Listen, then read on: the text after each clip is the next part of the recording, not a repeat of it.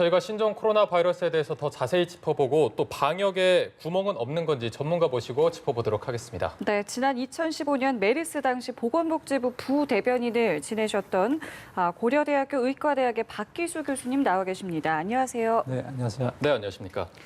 네, 지금 상황이 확진자가 15명에 2차, 3차 감염자까지 나온 상황인데요.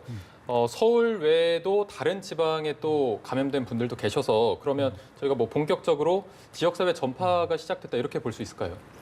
예, 일단 지역사회 감염이 맞다고 볼 수 있습니다. 왜냐하면 이제 이 아웃브레이크라는 정의가 있는데 네. 이번에 보면 지금 현재 15명이 확진이 됐는데 네. 그중에 6분이 중국을 안 갔다 오신 분이거든요. 네네. 그래서 중국을 갔다 오신 분이 결국을 중국을 안 갔다 오신 분, 2차, 3차 감염이 됐기 때문에 정의적으로 지역사회 감염이 맞다고 할 수 있고요. 다만 이제 앞으로 이게 어떻게 전파될 것인지는 네. 외국 사람이 얼마나 오는지, 그다음에 한국 보건당국이 얼마나 대비 태세를 잘하는지, 그리고 이 바이러스마다 특성이 있기 때문에 그 특성이 어떻게 바뀔지, 그다음에 또 이제 제일 중요한 게 국민들이 적극적으로 이 방역에 참여를 얼마나 하느냐가 앞으로 이제 사태가 악화될지 그럼 좀 개선될지 하는 중요한 관건인 것 같습니다. 예, 네. 저희가 이 전파와 관련돼 가지고 이제 보도를 보면은 3번 확진자가 직간접적으로 좀 영향을 많이 준 것 같다는 느낌이 드는데 그렇다면은 과연 이것을 슈퍼 전파자라고 볼 수 있는 것인가? 이 부분이 좀 궁금합니다. 예, 그 3번도 그렇고 12번 환자도 지금 보면은 그 굉장히 많이 돌아다니셨어요. 예. 그래서 이제 우리가 이제 슈퍼 스프레더, 슈퍼 전파자라고 할 때 통상 그 사스 때 2003년에 홍콩 그 메트로 호텔이라는 데서 한 사람이 그 전 한 층에 네. 상당수를 이렇게 이제 감염을 시킨 경우도 있고요. 우리나라 같은 경우에는 기억을 해보면 2015년 메르스 때 네. 평택 성모병원에 있던 환자 한 분이 삼성병원에서 한 90여 명을 직간접적으로 감염을 시킨 경우가 있습니다. 네. 그래서 이제 통상 슈퍼 전파자는 한 사람이 한 8명, 10명을 감염을 시키는 경우가 있는데 아직은 그 정도는 이제 부합을 하지는 않는데 왜냐하면 한 사람이라도 그 사람이 바이러스를 얼마나 분출을 하는지 그다음에 또 아주 밀폐된 공간에 있으면 더 빨리 번지거든요. 네네. 그리고 이제 환풍이 안 되는 경우에 그래서 그런 걸 종합적으로 고려를 해야 되는데 현재로서 보면은 아직은 그 정도 수준에는 이제 부합을 하지 않는다고 볼 수 있는데 다만 조심은 해야 될 것 같습니다. 네. 그리고 이번에 약간 비판을 받고 있는 부분이 파악을 할 때 3번 확진자의 좀 진술에 의존을 해서 구멍이 생긴 게 아니야 이런 비판도 있는데 교수님께서 2015년 메르스 사태 당시에 좀 지휘를 하셨잖아요. 보건당국에서 어떤 확진자와 관련 접촉자들을 어떤 경로로 찾아내고 어떤 식으로 이게 파악을 하는 겁니까? 우선 이제 지금 질문이 이제 두 가지로 될 것 같습니다. 첫 번째는 이 구멍이 생겼느냐 이 문제고요. 또 이제 역학조사 과정을 얘기하는 건데 이 참 안타까운 것 같습니다. 이번에 이제 왜냐하면 저희가 이 메르스 대응 지침 2018년 7월에 개정한 걸 보면 2m 이내에 있었던 사람, 그 다음에 폐쇄된 공간에 있었던 사람을 통상적으로 이제 밀접 접촉자로 봐야 되는데 이게 어찌된 경위인지 이제 거기서 밀접으로 되지 않고 일상 접촉으로 네. 되면서 네. 이게 이게 이제 가까움에도 불구하고 놓쳐버리니까 그 사람이 또 다른 곳에서 활동하게 되는 그런 문제가 있었고요.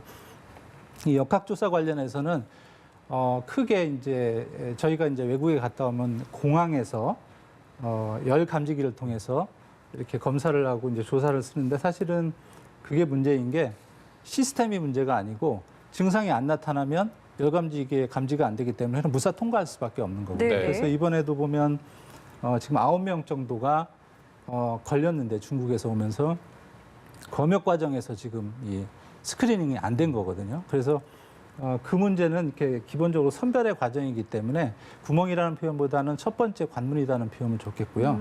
그다음에 이 역학조사 아까도 지금 뉴스에 나왔습니다만 이 역학조사를 하면서 문제가 되는 게 예.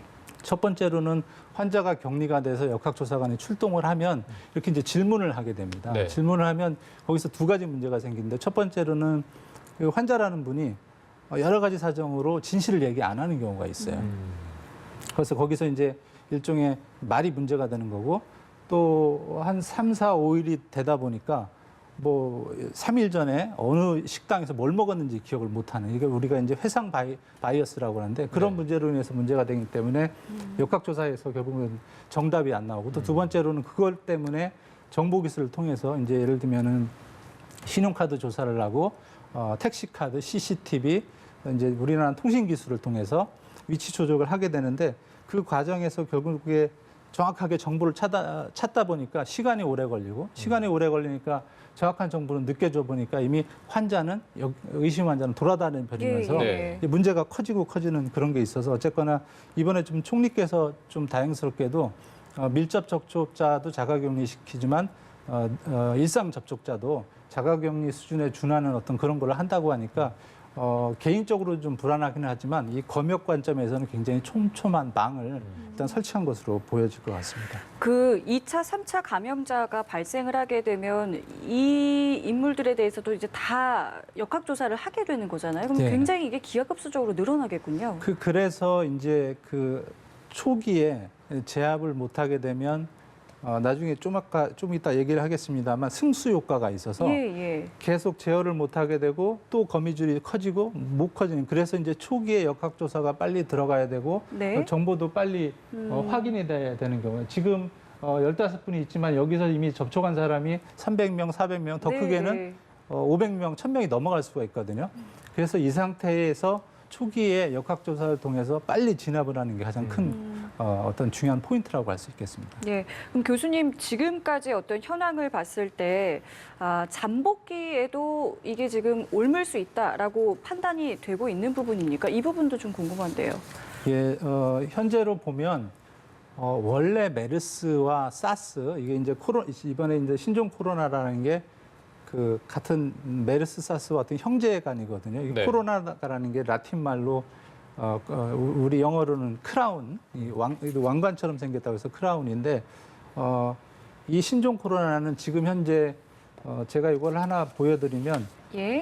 잠복기에는 통상적으로 발현이 안 되는데 이게 네. 어제 나온 NEJM이라는 논문에 나온 건데요. 예. 1번 환자가 이 줄로 쳐져 있는 거 보시면 이렇게 1번 환자가 예. 증상이 발현되기 전에 3번과 4번이 1번 환자를 만났습니다. 그 빗금이 쳐져 있는 게 이제 증상이 나온 네. 시점인 건가요? 네, 그렇습니다. 아, 증상이 예. 나온 시점인데 예. 나온 시점 이전에 네. 3번과 4번이 동그라미는 1번을 만났다는 겁니다. 예. 네. 그러니까 증상이 없을 때 지금 만난 거죠. 이 예. 상황에서.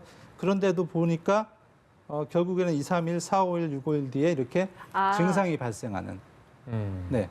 그러니까 증상이 통상적으로는 이 사람이 기침이나 재치기를 해서 감염이 된 다음에 증상이 나타나는데 본인이 증상도 없는데 결국엔 나타나는 상황이 이제 돼버린 거여서 이 논문에 따르면 증상이 있기 전에 감염을 시킬 수 있다는 점에서 신종 코로나는 기존의 메르스와 사스와는 다른 양상을 보인다는 점에서 이제 좀 걱정이 좀 더 커진 상황입니다.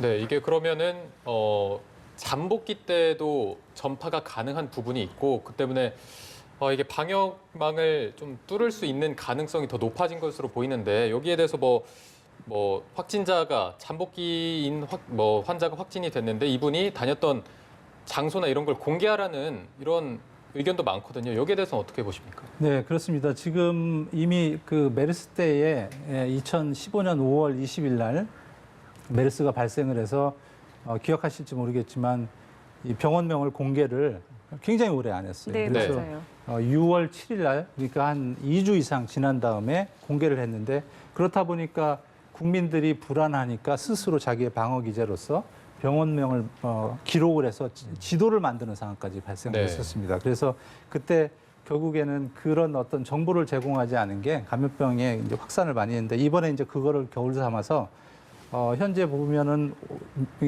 보건당국에서 극장, 미용실, 식당까지 정확하게 공개를 하고 있습니다. 그런 예. 측면에서 굉장히 좋은 게 왜냐하면 제가 아까도 말씀드렸지만 보건당국이 역학조사관을 통해서 이미 가서 확인을 하고 정보를 공개하기까지 시간이 굉장히 많이 걸리고요. 또 그 장소를 정확한 시간대별로 알려줘야 역학조사관이 모르는 제가 그 시간에 미용실에 갔다고 하면 스스로 나의 건강도 걱정도 그렇죠. 하고 또 누구 사촌이 뭐 누구 중요한 사람이 왔으면 야, 좀 미안하다. 오늘은 못 만나겠다라고 할 수 있는데 선의의 그런 나쁜 행위가 될 수 있기 때문에 그런 네. 측면에서 정보를 신속하게 공개를 하는 게 굉장히 중요하고요. 오늘 아까 연합뉴스 보니까 부천 CGV에서 예. 그 12번 환자가 극장을 다녀갔다고 하는데 극장 측에서는 정확한 일시를 아까까지는 공개를 안 했다고 그래요. 근데 사실 중요한 게 정확한 일시를 공개를 하는 겁니다. 왜냐하면 영화를 4시에 본 사람이 있고 12시에 본 사람이 있는데 그 사람이 4시에 감염병 환자가 다녀갔으면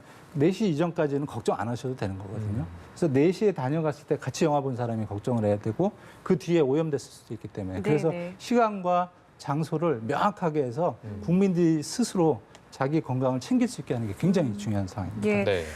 이제 거기다가 이제 공개된 장소들 같은 경우에는 뭐 일부 폐쇄를 하고 소독이나 방역 작업을 지금 하고 있다고 보도가 되는데 이렇게 하게 된다면 다시 가도 안전한 건지 이게 바이러스가 계속 있을 우려는 저희가 걱정하지 않아도 되는 건지도 궁금한데요.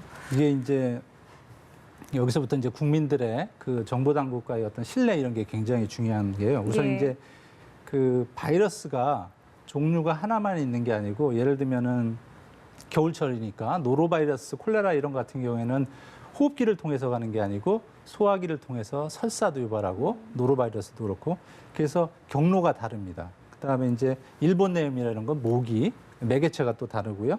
또 에이즈나 이런 거 같은 경우는 신체 접촉을 통해서 되는 상황입니다. 근데 이번에 거는 철저하게 현재까지는 호흡기를 통해서 간단 말이죠. 호흡기라는 거는 코와 입도 일부 포함이 되면 왜냐하면 코와 입이 비강을 통해서 붙어 있기 때문에 기관지로 같이 가기 때문에 그리고 이제 미국 CDC에서 약간 논란이 되는 것 중에 하나가 눈을 통해서도 접촉이 가능하냐는 네. 얘기하는데 네. 거기에 보면은 possibly eyes라는 표현이 되어 있습니다. 무슨 말이냐면 눈도 가능하다. 왜냐하면 저 같은 경우에는 이 저만의 글 쓰는데 눈에 이렇게 넣어보시면 눈뿐만 아니라 약간 코 쪽으로 메스꺼운 게 느껴져요. 네. 그거는 연결이 돼 있다는 거거든요. 그래서 눈, 코, 입을 통해서 바이러스가 들어가게 하면 안 된다는 거고요. 그 영화 컨테이전 같은 거 보면은 사람들이 하루에 보통 1시간에 6번 정도는 자기 얼굴을 만진다고 합니다. 많이 만진다는 사람은 뭐 100회에서 500회까지 만진다고 하니까 이렇게 만지는 부위를 차단을 해야 되는 게 굉장히 중요하고요. 그래서 결국 이제 호흡기를 통해서 하는 게 중요하고 또 바이러스를 또 제대로 알게 제가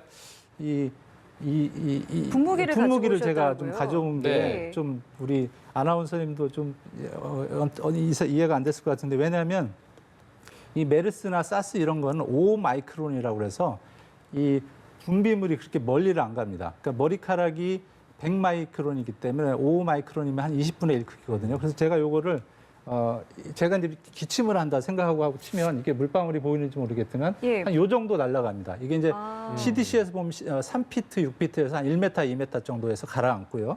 이걸 좀 얕게 하면 홍역 같은 결핵은 이게 더 분발이 약해서 이게 훨씬 더 멀리 가는 상황이고요. 바람이 불면 이렇게 지금 보시지만 네, 더 계속 멀리 넘어가면 퍼지네요. 퍼지는 강이 상당합니다. 그래서 이게 이렇게 지금 바닥에 묻게 되면 네. 통상 감기나 다른 바이러스가 그러면 여기 책상에 묻으면 얼마나 이게 괜찮냐고 하면 예. 통상 하루면 스스로 다른 사람에 옮길 수 있는 상황은 아니 됩니다. 근데 대신에 이렇게 딱딱한 네. 이런 경우에는 좀 오래 생기고요. 천이나 종이 같은 경우에는 특히 휴지 같은 경우에는 이게 바이러스라고 지금 휴지에 묻으면 15분 정도면은 거의 이제 사멸하는 상황이기 때문에 걱정을 안 하셔도 됩니다. 그래서 아까 식당 같은 경우에도 네.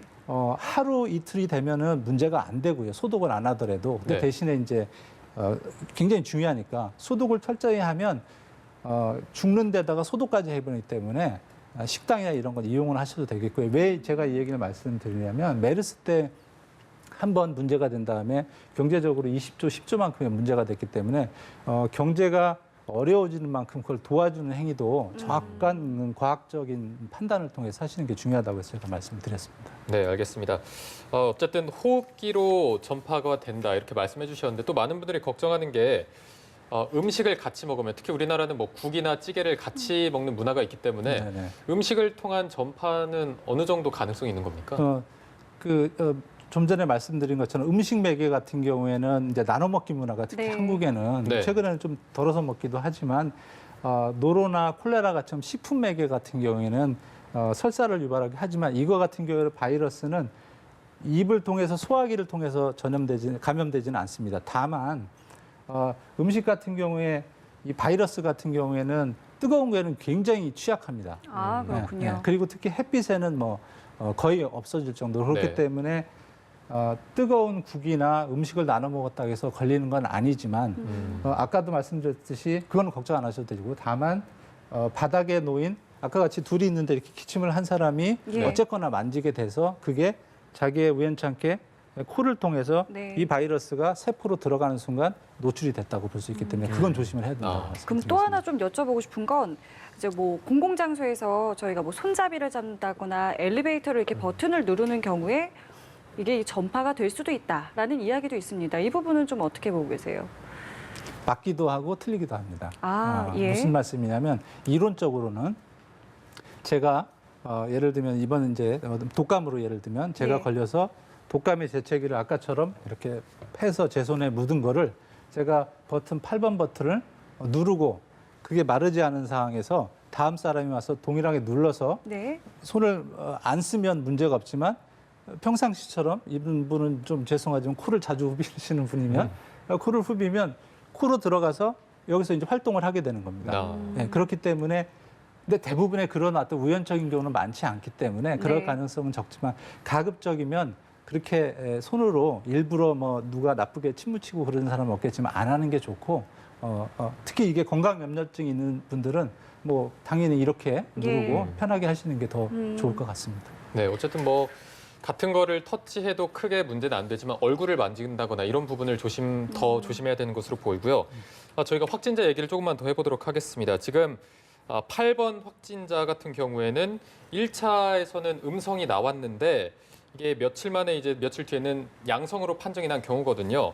그렇다면 1차에서 음성 판정을 받았더라도 어쨌든 뭐 중국을 다녀온 분들이라면은 계속해서 더블 체크를 해야 되는 것 아니냐 이런 의견도 있습니다. 여기에 대해서는 어떻게 보십니까? 네, 이것도 이제 역학적으로는 굉장히 아쉬운 겁니다. 참고로 저희가 이제 메르스 때는 지금도 의심 환자가 생기면 격리를 해서 두 번의 이제 판별을 합니다. 1차에서 음성이 나오고 또 2차에서 음성이 나와서 판별을 하는데 이분 같은 경우에는 아마도 군산보건소에서 이분도 이제 다녀오신 지 얼마가 안 됐고 다녀오신 지 얼마가 안 됐으면은 그 바이러스 양이 굉장히 적거든요. 네. 그래서 그게 이제 이 PCR이라는 판독기에서 하다 보니까 당연히 양이 충분치 않으니까 음성이 나왔을 거고. 근데 사실 여기서부터가 문제인 게 이분이 중국을 다녀오셨고 한다면 보건소도 그렇고 개인도 그렇고 스스로 격리를 하는 게 맞는데 그래서 돌아다닌 다음부터 문제가 있는데 다행히 이제 뭐 마스크는 좀 쓰셨다고 하더라고요. 그런 네. 측면에서는 굉장히 문제가 있는 거고 또 이 PCR 테스트라는 게 있습니다. 근데 이게 우리 국민들이 많이 좀 착각하시는 것 중에 하나가 당연히 뭐 모르셔서 그럴 수도 있지만 예. 이 테스트는 이 바이러스를 너무 작으니까 증폭을 몇 번 시키는 겁니다. 폴리머라이즈 체인 리액션이라고 그래서 바이러스를 키우다 보니까 그 과정에서 답이 나오는 게 합격과 불합격으로 나오는 게 아니라 이렇게 곡선으로 나옵니다. 그래서 그런 차원에서 이 정답이 딱 정확하지 않기 때문에 약간 왔다 갔다 하는 정면에서 이게 이제 음성 양성이 그런 문제점이 있다는 말씀을 드리겠습니다. 네. 이제 전 세계를 통해서 귀국한 우리 교민들 같은 경우에는 이제 분리 수용이 되어 있는 상황이고 14일 동안 이제 1일 인실에 격리가 되어 있는 상황인 건데 글쎄 교수님 보시기에 이게 14일을 넘기게 되면 무사히 넘기게 되면은 잠복 가능성 같은 거는 아예 없다라고 볼 수 있는 건가요? 우선 진천에 굉장히 예. 주민들도 그렇고 지금 계신 분들도 아마 건강하게 잘 나와야 될 것 같고 또 한 명 그 환자가 발생을 네네. 했더라고요. 그분도 건강하시길 비는데 이것도 현재의 WHO와 CDC의 기준에 따르면 이게 메르스와 사스와 동일한 사촌지간이기 때문에 현재의 데이터만으로 보면 노출 후 2일에서 14일까지 발병이 안 되면 그러니까 신종 코로나가 아닌 것으로 볼 수 있고요. 예. 물론 이제 그 과학적 증거를 뛰어넘는 또 다른 증거가 나올 수도 네. 있겠지만 현재로서는 그렇지 않다는 걸 분명히 말씀을 드리고, 특히 이 지금 아산과 진천에 계신 교민들께서도 아마 지금 우리나라의 어떤 이런 그 선진국의 그런 걸 보셨고 개인 건강도 생각을 하셨기 때문에 나오셔도 바로 엄청난 대인 관계를 하기보다는 스스로 건강도 챙기시고 본인과 다른 사람 배려를 위해서 마스크도 끼고 했기 때문에 뭐 안 걸린다고 또 생각을 하셔도 맞고요. 예. 또 좋게 봐주시면 충분히 문제가 없지 않을까 싶습니다. 네. 이렇게 뭐 어쨌든 한 분은 확진이 된 상황인데 이렇게 확진이 된 분들은 격리가 되고 또 치료를 받는 걸로 알고 있는데 이게 뭐 지금 치료법이랄 게 없기 때문에 병원에서 어떤 치료를 받고 또 이 언제까지 치료를 받아야 된다 이런 게 정해져 있을까요? 그 이제 이런 신종 감염병이 나왔을 때 그 언론에서 가장 자주 쓰시는 게 백신도 없어요, 치료제도 네. 없어요. 이제 이런 표현을 쓰는데 사실은 백신이 있는 게요. 우리나라에서도 그 국가 이제 예방 접종 NIP 시스템에서 통해서도 10여 가지고요. 미국에서도 예방 접종이라는 백신이 있는 게 20여 가지밖에 안 됩니다. 그렇기 때문에 대부분의 신종병과 다른 병들도 백신이 없는 게 많습니다. 왜냐하면 또 백신이라는 건 시장성이 있어야 되기 때문에 추후에 개발되는 거고, 그다음에 치료제 문제도 사실은 우리나라에서 치료제 없다는 것은 그 외국에서는 no special treatment라고 해서 거기에 맞는 특별한 치료제가 없다는 것이지 대중요법이라고 해서 대증이라고 해서 서포티브 케어라는 표현을 씁니다. 그래서 열이 나면 열을 내리고 예. 몸에 이제 다른 게 기침이 많다면 기침을 자달리게 이런 거를 통해서 치료가 충분히 가능한 거고요. 지금 상황에서도 보셨지만 현재 14,000명이 전 세계적으로 걸렸고 지금 이제 304명 정도가 안타깝게 돌아가셨는데 14,300명을 14,000으로 나누면 한 2.09% 됩니다. 그러니까 사스는 한 10% 되거든요. 네. 메르스는 20%, 40% 되고 그렇기 때문에 그럼 다른 사람들은 다 이제 대증치료나 이런 걸 통해서 했다는 거기 때문에 예. 거꾸로 그렇게 너무 걱정하실 필요는 없다. 경계심은 가져야 되면 그런 예. 말씀을 드리고 싶습니다. 예, 네. 저희가 이제 특보로 전해드릴 만큼 많은 분들이 이제 걱정을 하셔서요. 일각에서는 이제 뭐 세계적인 대유행이 될 수도 있다. 이런 보도도 나오고 있습니다. 이 가능성은 어떻게 보고 계시는지요? 이게 이제 비교할 만한 게 사스 때를 비교를 하는데요. 아까 예. 보도에서도 잠깐 예, 저희 지금 나왔습니다만 화면으로도 나오고 네. 있는데요. 그 사스 같은 경우에 가장 비슷하기 때문에 감염자가 사스 같은 건 팬데믹으로 됐습니다. 여기 보면 예. 이제 37개국이 번졌고 짧긴 하지만 800명이 돌아가셔서 한 이제 10%의 사망률을 보이면서 종료가 됐습니다. 네. 됐고 지금 신종 코로나 같은 경우는 아직 진행형이긴 하지만 굉장히 짧은 시간에 14,000명, 그다음에 304명.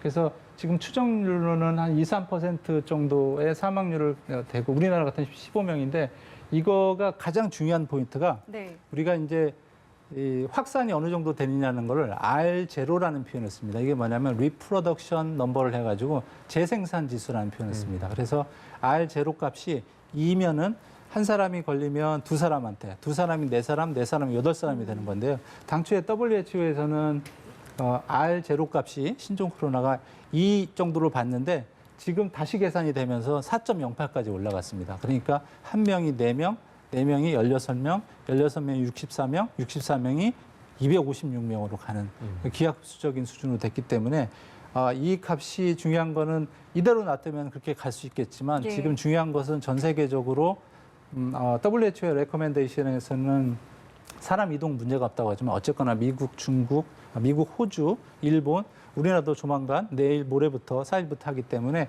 이런 어떤 경계를 치는 거, 그다음에 아까도 말씀드렸지만 자신을 보호하는 문제를 치면 R0 값이 커도 이게 이제 그래프가 충분히 달라질 수 있는 여지는 있다고 볼 수 있겠습니다. 네. 오늘 뭐 교수님이랑 얘기를 나눠보면서 어쨌든 국민 여러분들께서도 경계는 하는 건 맞지만 과도한 불안감을 가질 필요는 없다 이런 식으로 들리는데 저희가 마지막으로 지금 많이 불안해하고 계신데 보건당국 그리고 국민들에게 당부드릴 말씀이 있다면 어떤 게 있을까요?